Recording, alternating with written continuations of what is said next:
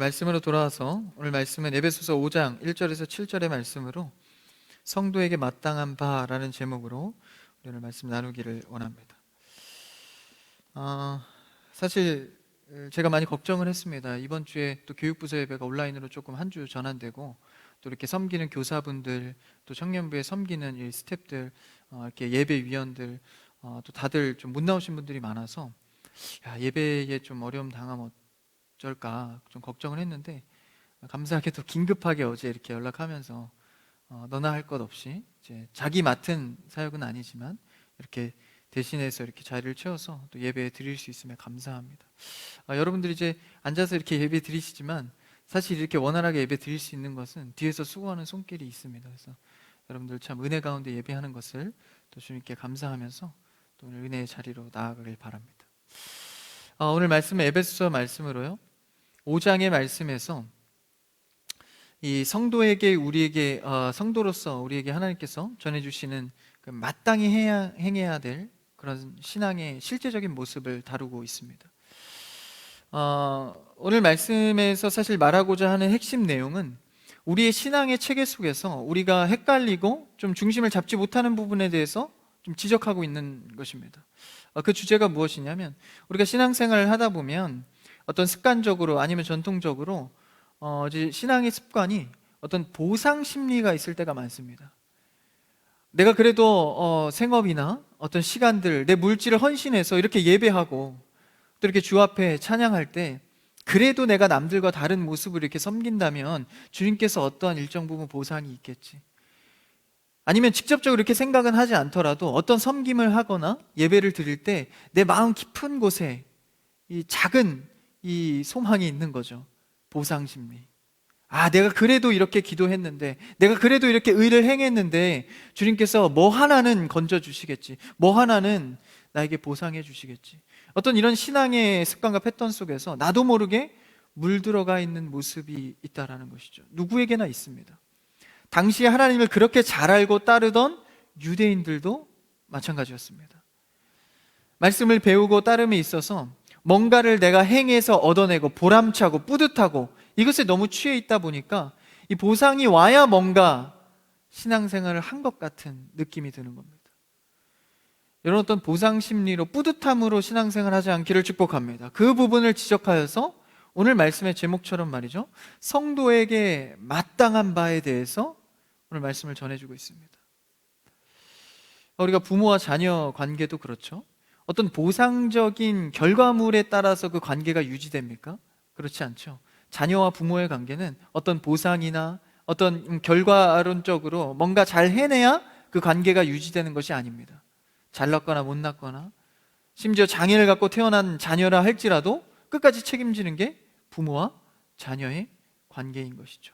마찬가지로 성도라고 하나님께 부름을 받은 믿음의 사람이라면 어떠한 보상 심리 이전에 하나님과의 당연한 성도로서의 마땅한 관계가 있다는 것입니다. 그것을 망각하고 우리가 신앙생활할 때 우리의 신앙이 단순한 종교 행위로 전락할 수 있다는 것이죠. 우리가 이것을 깊게 오늘 말씀을 통해서 알아가기를 원합니다. 그 중에서도 오늘 주제로 다루고 있는 그 핵심 주제로 다루고 있는 것의 소재가 바로 탐욕에 대한 주제입니다. 그러니까 우리가 이런 보상, 신앙의 보상 심리에 대한 어떤 내 마음속에 깊은 생각을 할 때 그 속에 항상 따라다니는 소재가 바로 탐욕입니다. 그러니까 탐욕의 주제, 욕심이죠. 욕심의 정의, 오늘 말씀에 나오는 이 탐욕의 정의를, 사전적 정의를 하면 내가 생각하는 것 이상으로 과도하게 갖고 싶어하는 마음을 뜻합니다. 여러분 생각하는 것보다 훨씬 더 과도하게 갖고 싶어하는 것들이 무엇입니까? 그것을 오늘 말씀에서 탐욕이라고 정의하고 있는데 이 탐욕이 바로 우리의 신앙의 잘못된 습관들을 쥐고 있다라는 것이죠. 그 탐욕을 오늘 말씀을 통해서 내려놓는 여러분 되기를 축복합니다. 이 탐욕을 내려놓았을 때 성도로서의 마땅한 바의 자세가 나올 수 있다는 것이죠. 우리가 성도로 살기를 원하는데 끊임없이 노력을 해도 이 탐욕이라는 문제 때문에 나를 자꾸 그런 율법적인 신앙으로 끌어내리게 됩니다. 그래서 이 탐욕을 멀리하는 것이 성도의 마땅함일 텐데 그렇게 하지 못하는 유대인들과 또 이 메시지를 받는 자들을 향하여서 오늘 강력한 도전을 하고 있습니다. 이 탐욕이라는 주제는 누구에게나 분명히 있습니다. 두 가지로 나눠볼 수가 있겠죠. 겉으로 드러나는 탐욕이 있고 나도 눈치채지 못하는 탐욕이 있습니다. 겉으로는 내가 많이 갖고 싶어하는 마음이죠. 돈도 많이 갖고 싶어하고 관계도 좀 내가 좋은 관계를 욕심을 내고 싶고 시간도 물질도 다 내가 겉으로 보여지는 탐욕이 있을 수 있습니다. 두 번째는 내 자신이 인식하지 못하는 탐욕이 있습니다. 그러니까 사실은 이 인식하지 못하는 탐욕이 거의 대부분입니다. 나는 인식하지 못하지만 내 말이나 행동에서 사실 잘한다고 하지만 그 깊은 기저 속에는 뭔가를 더 갖고 싶고 더 내가 욕심을 내서 하고 싶은 마음이 있다라는 것이죠. 이것을 잘 캐치해서 분별해 내어서 내려놓고 겸손하게 나아갈 수 있다면 그것이 탁월한 성도의 모습일 것입니다. 나와 상관없다고 생각하지만 이 드러나는 교만이 있고요, 이렇게 거드름을 피고 내가 그냥 교만한 모습을 보이는 것과 이 마음적에 도사리고 있는 이 교만의 마음은 많이 다릅니다.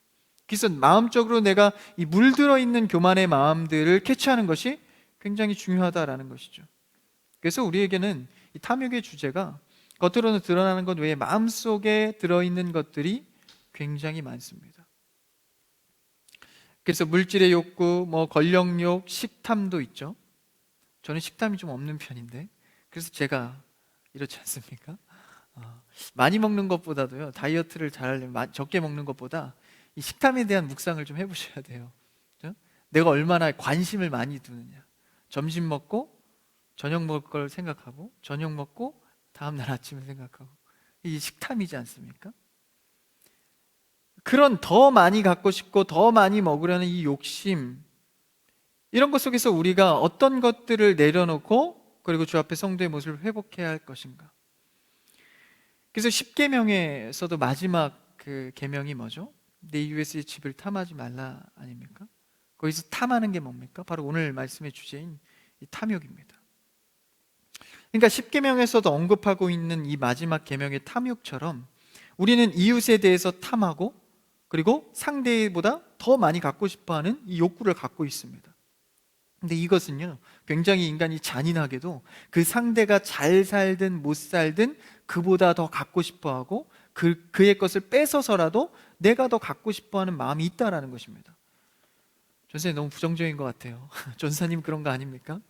근데 그렇지 않습니다. 우리 모두에게 그런 마음의 기저가 있다라는 거예요. 이것이 없다고 말할 것이 아니라 이것을 우리가 찾아내는 것이 중요합니다. 인정하는 것이 중요합니다.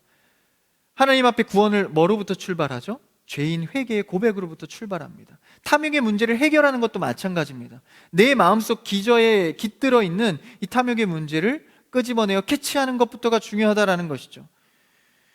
우리는 잘 살면 잘 사는 대로, 못 살면 못 사는 대로 그의 것을 뺏어서 가지고 싶어 할 정도로 우리는 상대를 경쟁 상대로 보는 것에 익숙합니다.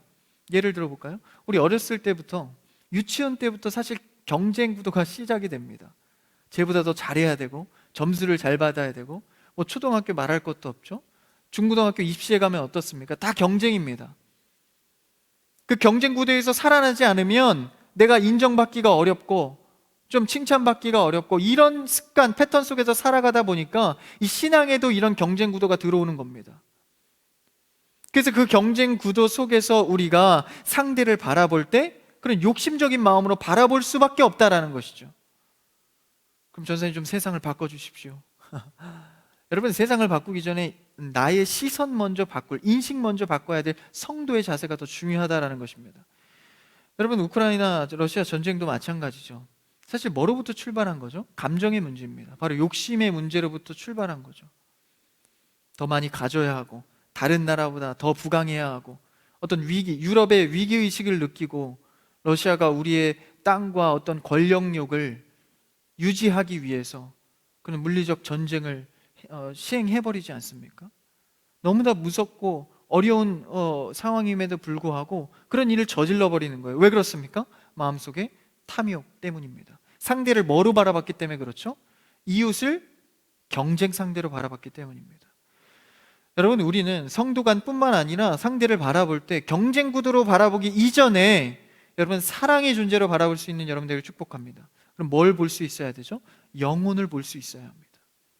단순히 육적인 관계는요, 네가 나랑 얼마나 친하냐, 얼마나 추억이 있냐, 너 나에게 얼만큼을 줬어? 난 얼만큼 너를 그럼 줄 수 있어. 이런 관계가 아니라 영혼으로 바라본다면 그가 불쌍히 여겨지고 위로하고 싶고 같이 격려하고 싶은 공동체가 되는 것이죠. 교회의 새 가족이 왔을 때도 그에 대해서 사랑한다고 고백할 수 있는 이유가 뭐예요? 언제 봤다고? 그를 영혼으로 대하고 하나님의 백성, 자녀로 묶여질 때 그의 이웃을 경쟁 상대로 보는 것이 아니라 사랑의 상대로 볼 수 있는 것이죠. 그래서 그 출발이 탐욕의 문제를 해결하기 위해서 상대에 대한 인식이 중요하기 때문에 오늘 말씀 첫 절에서 그 출발을 그렇게 말하고 있습니다. 한번 1, 2절, 오늘 에베소서 5장 1, 2절인데요. 한번 같이 읽어볼까요? 시작.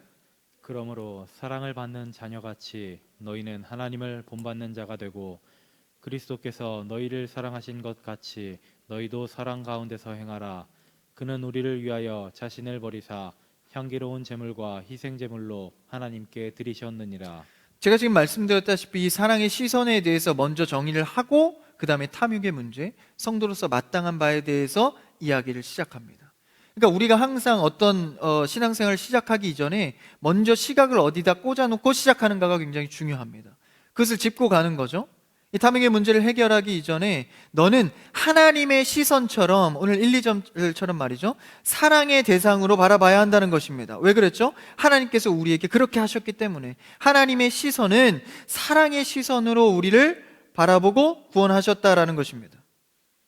2절에 보니까 그렇게 나와 있죠. 그리스도께서 너희를 사랑하신 것 같이 너희도 사랑 가운데서 행하라. 그러니까 이게 우리의 정체성이라는 거예요. 우린 사랑받은 자이기 때문에 사랑할 수 있는 자다라는 것이죠. 그래서 이웃과의 관계, 다 그런 이 사랑의 대상으로 여기지 않는 이 시각 때문에 파괴가 되지 않습니까? 생태계의 파괴처럼 말이죠. 사실 이웃을 사랑하지 않으면 자연의 생태계가 파괴되는 것처럼 이웃의 관계가 파괴됩니다. 그래서 전쟁까지 일어나는 이런 극단적인 일까지 벌어지지 않습니까? 그래서 주님을 본받는 자처럼 말이죠. 그래서 이 사랑의 시각으로 시작할 때 우리의 마음의 탐욕을 잠잠하게 할 수 있다는 것입니다. 다윗의 경우가 그러한데요. 다윗은 하나님을 참 철저하게 따르고 의지하는 자였습니다. 그래서 왕으로 초대가 되어서 하나님께 기름 부음을 받죠. 그래서 다윗 왕이 이 재위했을 때 시절이 이스라엘 시절 중에 가장 부강한 때였습니다. 그래서 그때의 그런 수많은 군사력과 성의 위치와 대신들 엄청나게 많은 부를 누리고 있을 때에 다윗이 그렇게 위대한 자리까지 올라갔을 때 다윗의 시선이 살짝 바뀌게 됩니다. 하나님을 바라보다가 그가 성 지붕 위에 올라가서 자기가 이룬 국가를 바라보게 됩니다. 그러니까 원래는 그런 국가가 있었어도 하나님을 먼저 바라봤거든요. 그 국가가 보이는 거예요. 번성한 게 보이는 거예요. 잘 되는 게 먼저 보이는 겁니다. 그러니까 하나님께보다 먼저 자신이 이룬 것들이 보이기 시작하는 겁니다. 그러니까 뭐가 들어왔죠? 마음속에 탐욕이 들어왔습니다. 그래서 누구를 취합니까? 남의 아내를 취합니다. 밧세바의 아내. 그 아내를, 남편이 있는 아내를 취해서 자신은 수많은 권력과 여인들을 취함에도 불구하고 남의 조그마한 것 가진 것까지 뺏어서 내 마음을 채울 정도로 탐욕이 들어왔다는 것이죠. 뭘 바라볼 때요? 시각이 하나님으로 사랑으로 바라볼 때가 아니라 내가 이룬 것, 경쟁의 것, 탐욕의 것, 이런 시각으로 바뀔 때 그런 극단적인 일까지 다윗 왕이 저질렀다는 것입니다. 그랬을 때 이 다윗이 그 탐욕 가운데 나단 선지자가 이 다윗의 잘못을 찔렀을 때 다윗이 깨닫게 되죠. 그래서 주 앞에 돌아오지 않습니까? 이러한 이 탐욕의 마음들, 이런 것들을 우리가 어떻게 해결해 갈 수 있을까? 우선 먼저 오늘 말씀에서는 그 탐욕에 대해서 어떤 심각성을 갖고 있는지를 나타내주고 있습니다. 다음 말씀인데요, 3절을 한번 읽어볼까요? 3절입니다. 시작. 흠행과 온갖 더러운 것과 탐욕은 너희 중에서 그 이름조차도 부르지 말라. 이는 성도에게 마땅한 바니라. 3절에 보니까 이제 본격적으로 탐욕에 대한 이야기를 시작하죠. 그것이 세 가지가 나옵니다. 바로 음행과 온갖 더러운 것과 그리고 탐욕의 주제를 말하고 있습니다. 이 세 가지를 언급하면서 아까 말씀드린 이 다윗의 이런 치졸한 그 탐욕의 행함을 좀 빗대서 얘기할 수 있습니다. 음행, 이 탐욕이 올라오니까 이 음행을 저질렀죠. 남의 아내를 취하는.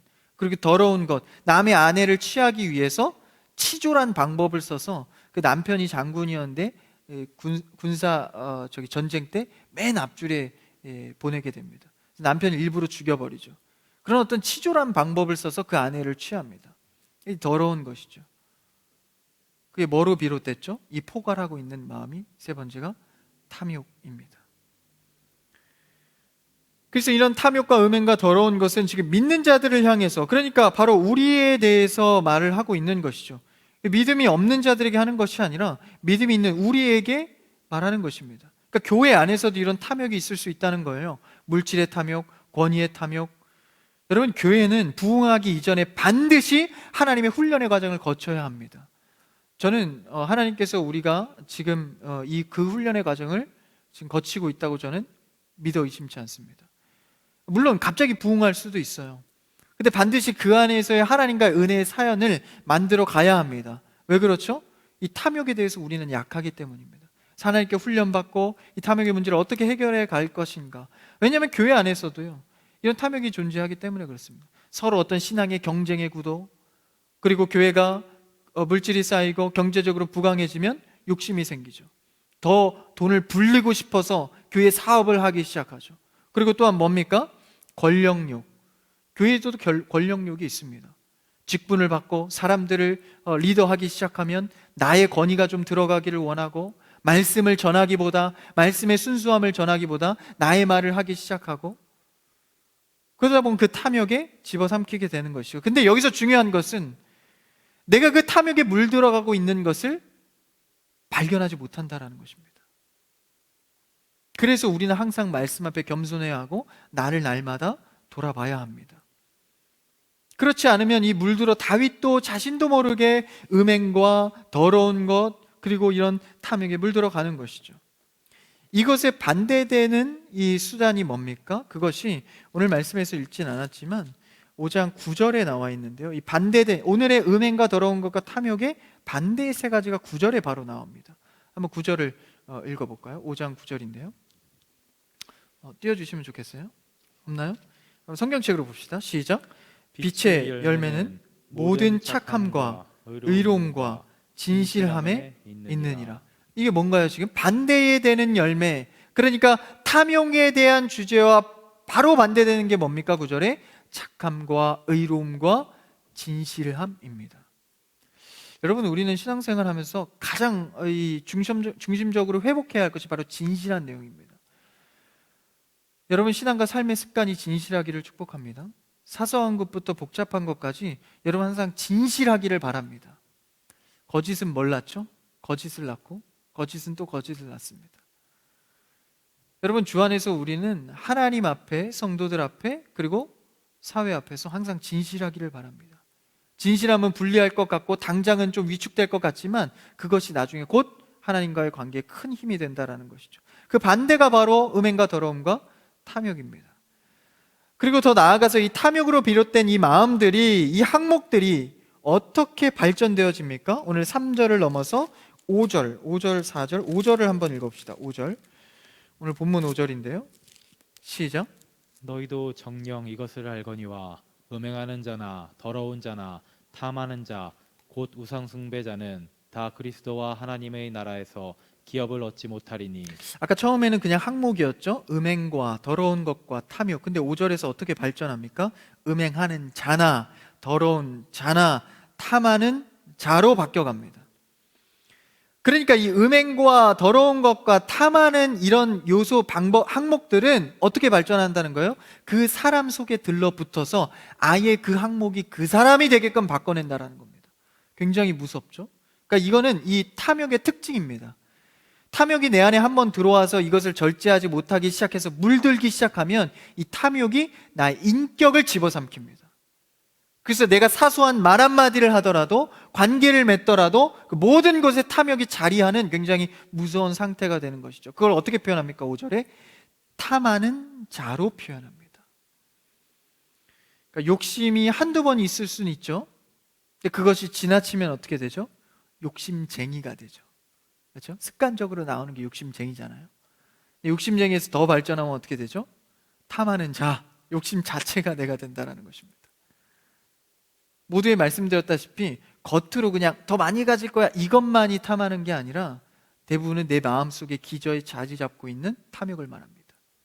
말 한마디, 제스처 하나에도 욕심이 들어가는 것이죠. 그러니까 이런 무서운 탐욕의 특징에 따라서 나를 집어삼킬 수 있다는 것입니다. 그래서 무엇이든 많이 가져야 안심하고 많이 뭔가 채워져야 내가 평안할 줄로 착각하는 것이죠. 이 탐하는 자입니다. 여러분, 세상의 어떤 것도 나를 만족해 할 수 없습니다.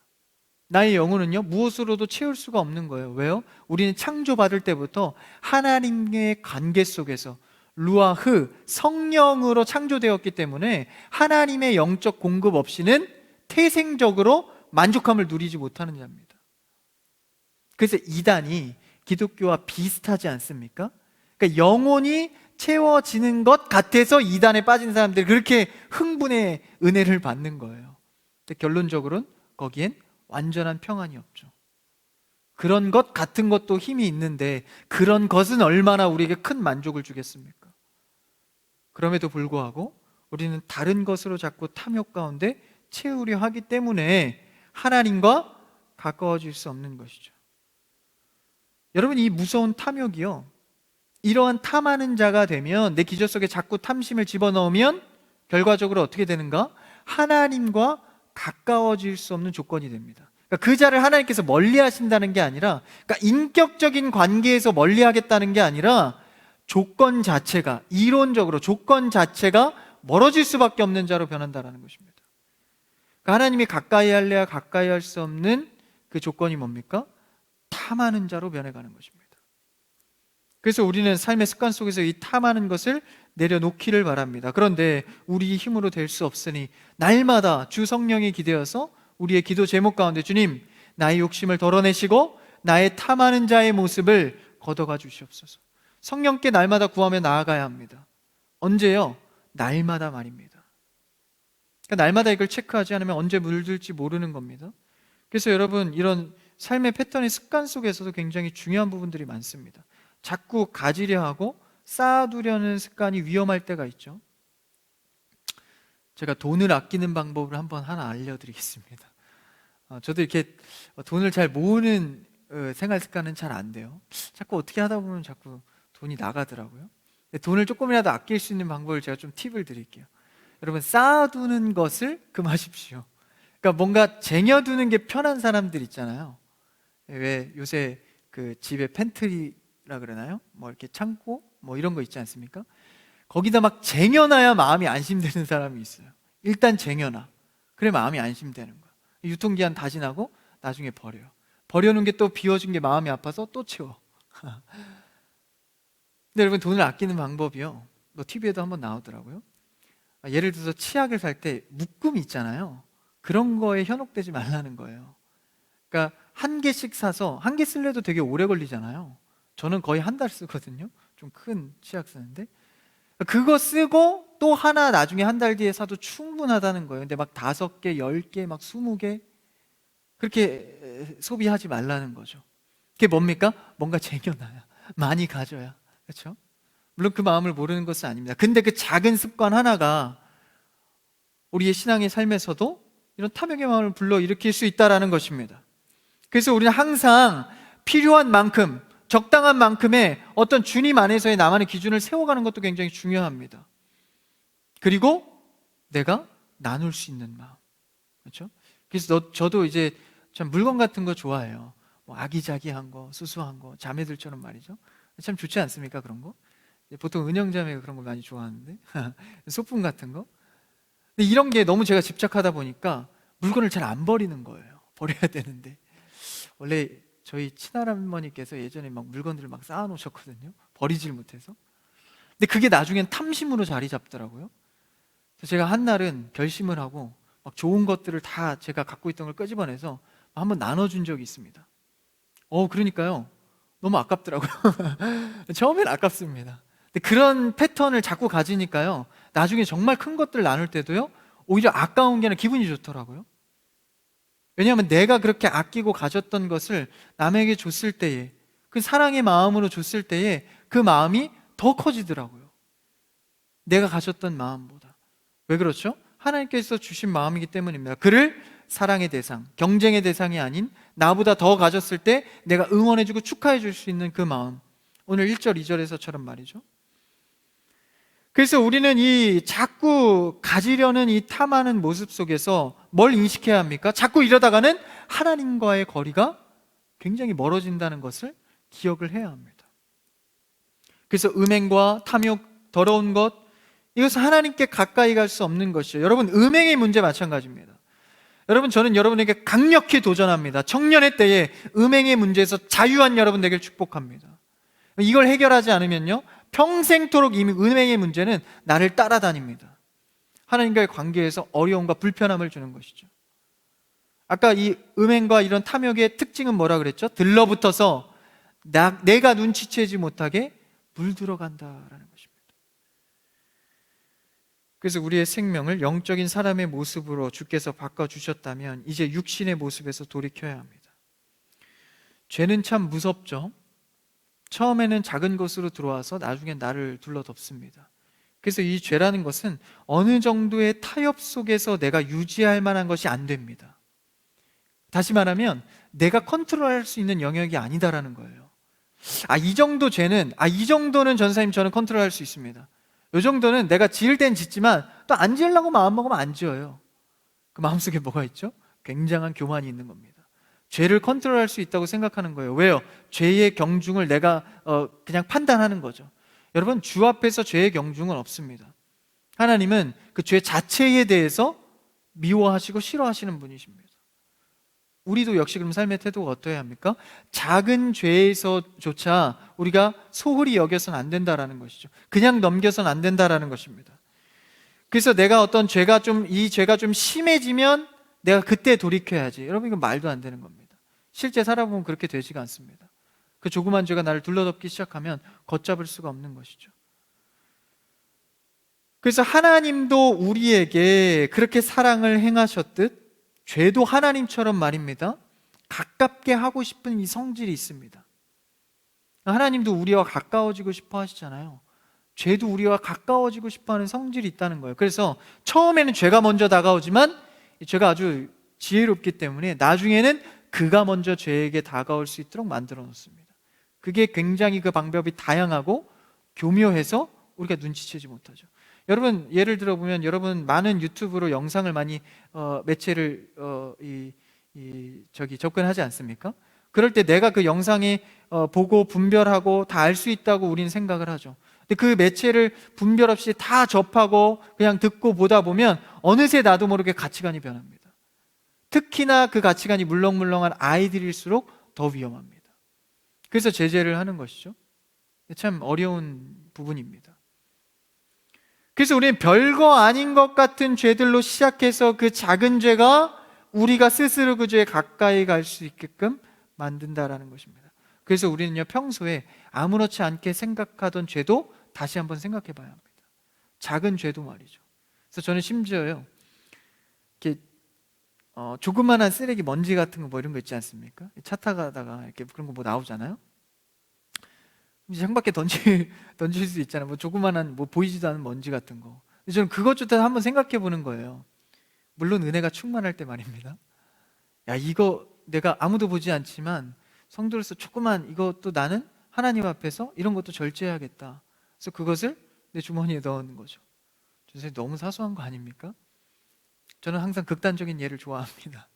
그럴 정도로 우리의 죄와 말과 행동에 대해서 세밀하게 살펴봐야 한다는 것입니다. 그래야 우리가 하나님과의 관계에서 어떤 은혜의 교류를 누릴 수 있다는 것이죠. 그런 거 하나도 정리되지 않고 묵상하지 않고 그냥 하나님 앞에 와서 나 힘들어요, 이거 하기 원해요, 이거 되기를 원합니다. 여러분, 이것은 일방적인 관계입니다. 하나님과 교류하기 위해서 내 안에 사소한 죄들부터 점검해야 하는 것이죠. 그것을 물론 내 의로 다 여겨서 하나하나 항목처럼 우리가 율법주의처럼 해결하라는 말은 아닙니다. 우리가 그 작은 죄에도 민감하게 생각하고 반응할 수 있어야 한다는 것이죠.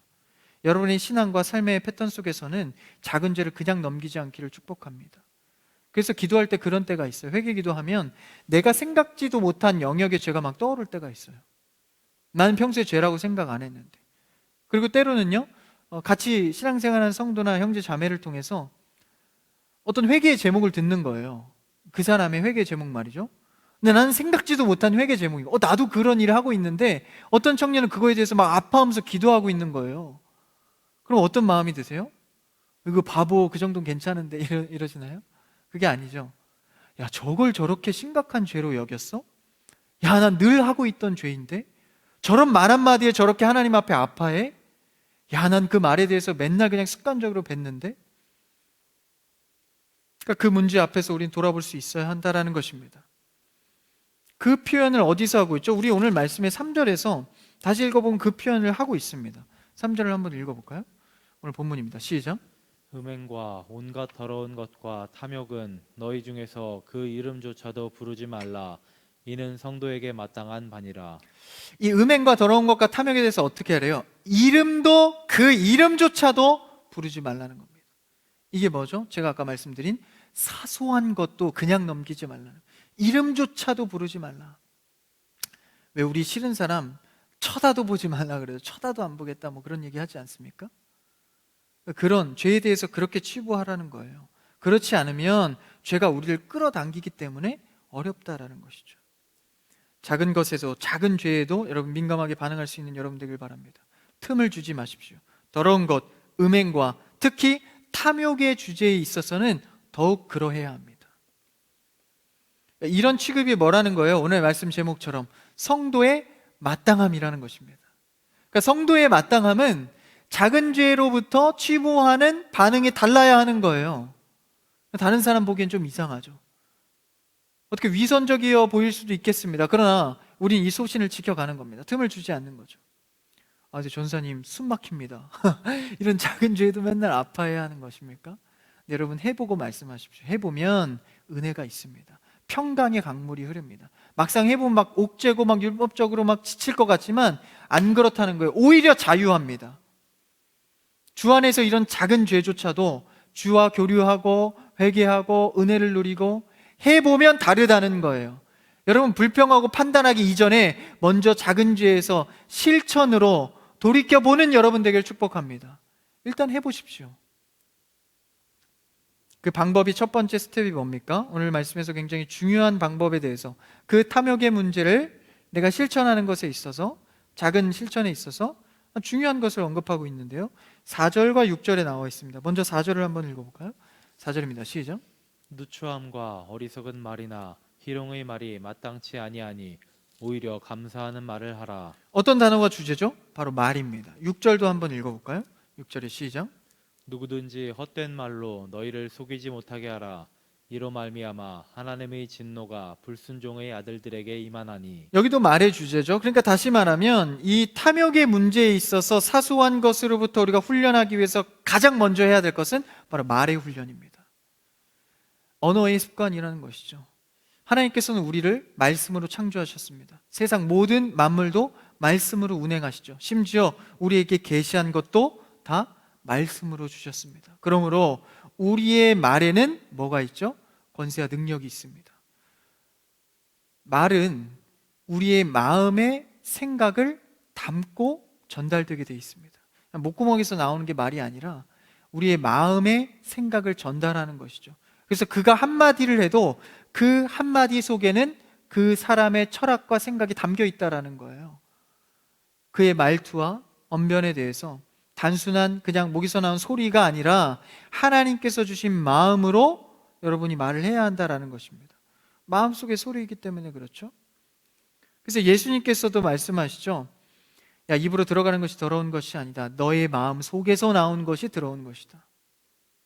우리의 마음에 무엇을 품었냐에 따라서 그게 말과 행동으로 나온다라는 것입니다. 그러니까 우리 말부터 점검해야 되는 것이죠. 여러분은 어떤 언어의 습관을 갖고 계십니까? 거짓말하는 언어의 습관을 갖고 계시지 않습니까? 누구에게 인정받으려고 거들먹거리는 말을 많이 쓰진 않습니까? 혹은 반말을 좋아하진 않습니까? 혹은 욕을 섞지는 않습니까? 농담이라고 하면서 사람에게 상처 주지는 않습니까? 내가 그들에게 인정받으려고 쉽게 말을 뱉지는 않습니까? 이런 말의 언어들 속에서 나의 그 기저 속에 뭐가 들어있다는 거예요? 오늘 말씀의 주제처럼 탐욕이 들어있다는 것입니다. 그러니까 그를 생각해서 비판하고 판단하는 말들, 그를 생각하는 것 같지만 실제 그 마음속 깊은 곳을 들어가 보면 자기가 우월하고 싶은 탐욕이 있다라는 거예요. 전사님 오늘따라 되게 부정적이시네요. 그렇지 않습니다. 이 말에는요, 하나님의 마음을 품지 않으면 자신의 입장에서 항상 말하게 됩니다. 이 연인들 간에, 부부들 간에 싸움이 다 그 기저에 뭐죠? 다 내 말 들어달라는 거 아닙니까? 내 말이 옳다, 내 말 들어달라, 왜 내 말 안 들어줘? 다 그게 싸움 아닙니까? 그 마음속에 욕심이 있는 거죠. 어떤 욕심이요? 내가 하고 싶은 것을 더 많이 갖고 싶어. 그래서 우리는 사실 말하기보다 듣기의 훈련이 더 익숙해야 합니다. 그래서 계속 4절, 6절에서 뭐라고 말합니까? 어리석은 말이나 희롱하는 말이나 이것은 마땅하지 않다. 뭐의 훈련을 하라? 감사의 말의 훈련을 하라라는 것입니다. 이것이 탐욕을 누를 수 있고 나를 겸손하게 할 수 있는 무기입니다. 여러분, 감사의 제목을 찾아서 말로 표현한 여러분들을 축복합니다. 그래서요, 조그마한 감사도 여러분 옆 사람에게 고백할 수 있기를 바랍니다. 야, 오늘 머리 커트했네. 참 잘 어울려. 별론가요? 이런 감사의 말들을 찾아내서, 너무 억지로 하지 마시고요. 진짜로 감사한 부분을 하십시오. 너무 억지로 하면 조롱하는 것 같으니까. 감사의 제목들을 찾는 자들은요, 이 고백을 통해서 나의 탐욕을 억누를 수 있다는 것입니다. 여러분, 하나님의 마음처럼 오늘의 말씀처럼 감사의 말로 훈련되기를 축복합니다. 그래서 이런 탐욕을 내려놓고 내 우월함, 권위를 드러내고 싶은 마음, 이 탐욕을 내려놓고 이 말 속에 내 말을 잘 살펴야 되는 것이죠. 그렇다면 이러한 탐욕을 누르고 내 교만을 누르고 하나님의 이 사랑의 마음으로 사는 자는 뭘 결국 누리게 됩니까? 4절, 6절 중간에 있는 말씀이죠. 5절 말씀을 한번 읽어볼까요? 5절 시작. 너희도 정녕 이것을 알거니와 음행하는 자나 더러운 자나 탐하는 자 곧 우상 숭배자는 다 그리스도와 하나님의 나라에서 기업을 얻지 못하리니. 이 탐하는 문제를 해결하지 못하면 뭘 얻을 수 없다고 합니까? 기업을 얻지 못한대요. 반대로 말하면 이 탐하는 문제를 해결해서 주님과 가까이 하는 자는 기업을 받을 수 있다라는 것입니다. 전사님, 행위적 믿음입니까? 그 말이 아니라 이 믿음이 있는 자들은 반드시 이 이 탐하는 문제에 대해서 해결을 봐야 된다라는 것이죠. 해결을 볼 수밖에 없다라는 것입니다. 심지어 이 탐하는 자의 모습을 뭐로 표현하기 때문에? 우상숭배로 표현하기 때문에 이것은 우상숭배가 뭡니까? 믿음을 저버린 거 아닙니까? 탐하는 자에 물들어서 그곳으로 계속 가는 자는 우상숭배와도 같다라는 거예요. 골로새서 3장 5절에서는 이렇게 말하고 있습니다. 한번 읽어볼까요? 시작. 그러므로 땅에 있는 지체를 죽이라. 곧 음란과 부정과 사역과 악한 정욕과 탐심이니 탐심은 우상숭배니라. 뭐라고 정확히 말합니까? 탐심은 우상숭배라고 아예 정의를 해버리는 겁니다. 그러니까 믿음의 사람들은 탐심 문제를 반드시 해결해야 되는 거예요. 그때 뭘 받을 수 있다는 겁니까? 기업을 받는다. 근데 기업을 받는다 할 때 성경적 기업의 뜻은 다 끝났습니다. 이것만 하고 마치죠. 기업의 뜻은 사실 우리가 그냥 천국, 하나님께 받을 이 구원 천국만 생각할 때가 많습니다. 근데 이 성경에 나오는 기업의 의미는 사실 세 가지입니다. 그러니까 과거와 현재와 미래적 기업을 모두 포괄하고 있는 게 성경적 기업입니다. 과거는 뭐라고 표현합니까? 바로 분깃이라고 표현합니다. 현재는 뭐로 표현합니까? 터전이라고 표현합니다. 미래는 나중에 받을 게 뭐죠? 유산이라고 표현합니다. 분깃과 터전과 유산, 이 모든 것을 기업으로 말하고 있는 것이죠. 그럼 우리 신앙으로 예를 들어볼까요? 우리의 신앙의 과거는 뭡니까? 내 감격과 반응으로 신앙을 시작한 겁니다.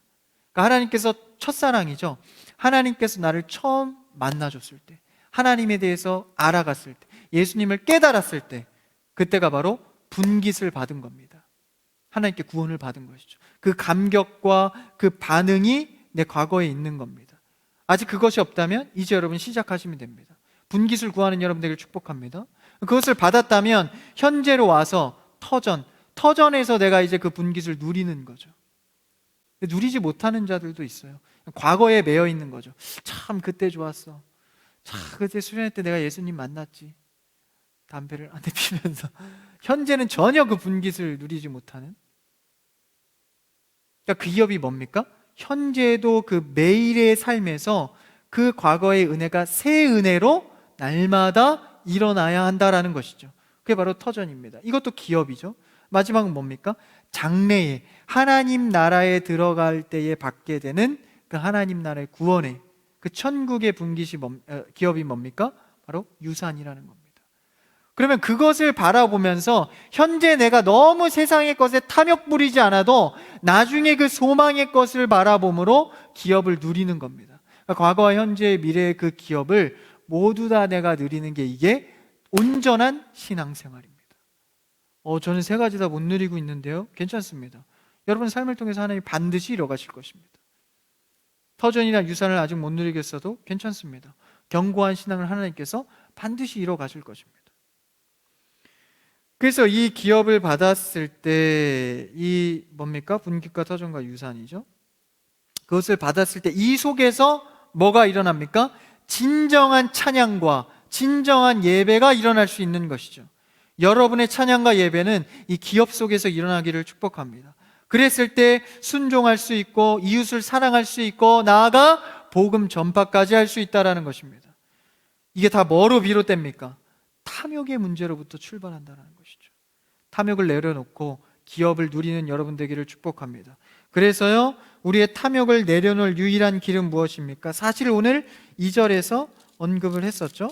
2절 말씀을 한번 다시 읽고 마칠까요? 2절 오늘 본문입니다. 시작. 그리스도께서 너희를 사랑하신 것 같이 너희도 사랑 가운데서 행하라. 그는 우리를 위하여 자신을 버리사 향기로운 제물과 희생 제물로 하나님께 드리셨느니라. 2절에서 이제 이 말씀을 정리하면서 어떤 느낌이 드십니까? 우리가 탐욕을 이겨낼 길을 예수 그리스도의 십자가의 은혜, 희생 제물의 은혜로 충만할 때 가능하다라는 것입니다. 여러분 십자가의 사랑으로 충만하여서 탐욕의 마음을 눌러내고 털어내는 여러분 되길 축복합니다. 그랬을 때 우리가 삶의 터전에서 누릴 수 있는 기업이 많아지기 시작한다는 것이죠. 이상하죠? 탐욕의 마음을 계속 가져야, 많이 가져야 내가 그 기업을 누릴 것 같은데 하나님의 방법은 반대입니다. 탐욕을 덜어낼수록 터전에 누릴 충만함을 채워준다는 것이죠. 그것은 우리가 십자가의 은혜로 충분합니다.